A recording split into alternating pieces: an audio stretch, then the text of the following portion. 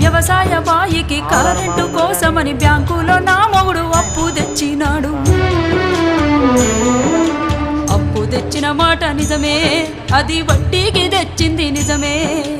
అప్పు తెచ్చిన మాట నిజమే, అది వడ్డీకి తెచ్చింది నిజమే. ఆరుగాలం చేసి పంట పండించిన అంగట్లో రైతుకు గిట్టుబాటు రాక అప్పు కొంత గట్టి గడువునే కోరితి గవర్నమెంట్ ఆర్డర్ అని ఇల్లు జప్తు చేసే.